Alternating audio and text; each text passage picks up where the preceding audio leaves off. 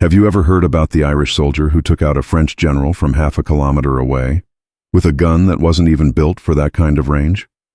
Sounds impossible, right? But this isn't a movie scene. This actually happened during one of the bloodiest and coldest campaigns of the early 1800s. His name was Thomas Plunket, a rifleman in the British Army, not a trained sniper, not an officer, just an ordinary soldier wearing a green jacket, crawling through mud and smoke while the world around him erupted in chaos. And yet, in that chaos, Plunket did something that would leave even his commanders speechless. One shot, then another. 2 officers down. No scope, no fancy gear, just pure skill and calm under pressure. But before we get to how he pulled it off, you've got to understand the world he was in. A time when gunfire filled the air, and precision shooting was almost unheard of, because this wasn't just a lucky shot. It was the moment that showed how one steady hand could change the way wars were fought. So, let's rewind to Spain, 1809. It's the winter of 1809. Deep in the rugged hills of northwestern Spain, the world is at war. Napoleon's armies have swept across Europe like a storm, and now they're trying to crush the last pockets of resistance in Spain and Portugal. Britain has stepped in to help, sending an army led by Sir John Moore, a general known for his discipline and determination. Among his men are the 95th Rifles, an elite but relatively new regiment dressed in dark green, not the usual bright red. They stand out not for show but for purpose. These were the Sharpshooters, trained to pick targets, not fire in volleys.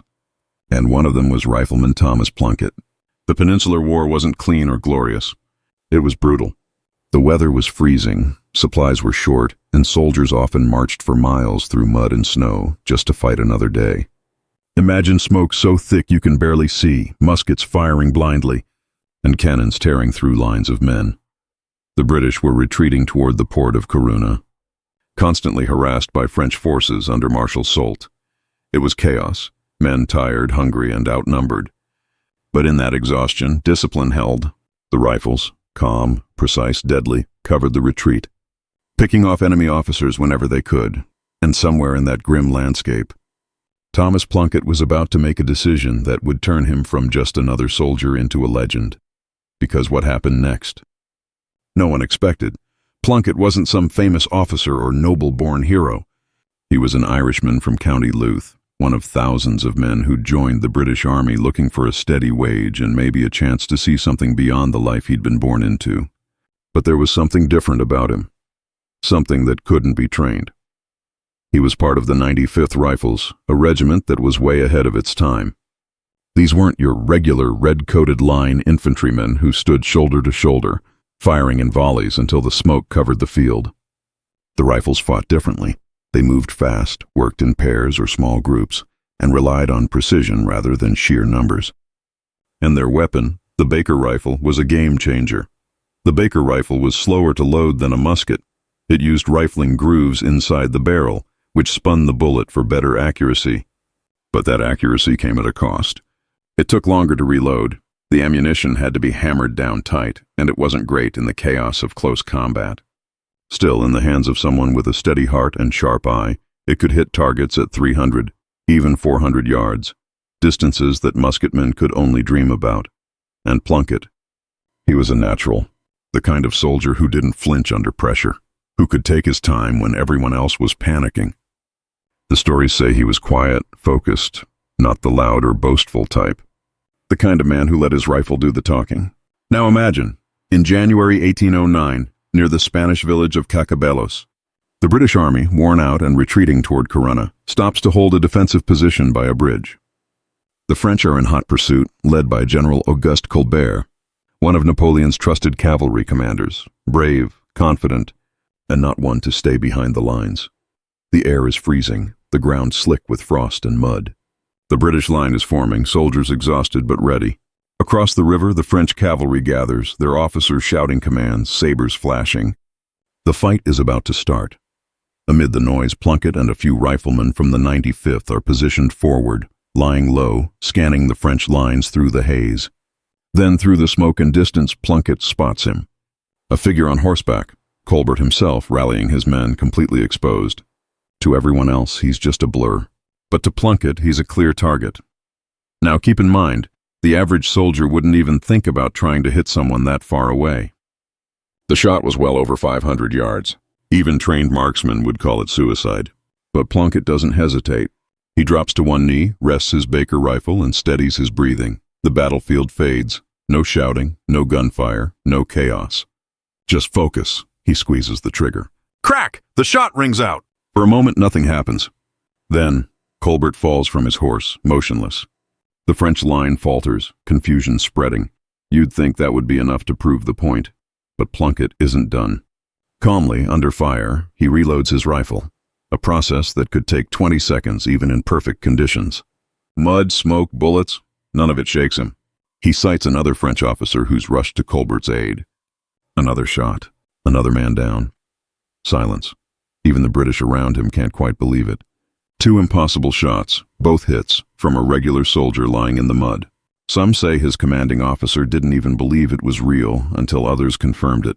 That day, Plunket didn't just save lives or stall the French attack. He proved something far bigger.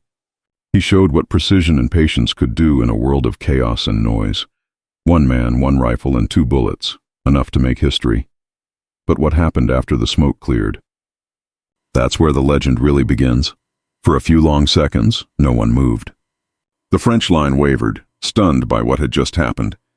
Their general, a man they'd followed through countless battles, lay still on the frozen ground. Officers shouted, trying to rally their men, but you could feel it. The spark had gone out. Confusion rippled through the ranks like a wave. On the British side, the riflemen of the 95th stared in disbelief. Some thought it was a fluke. Others swore they'd seen Plunket take that shot with their own eyes. A few even laughed, shaking their heads, because honestly, who'd believe it if they hadn't seen it themselves?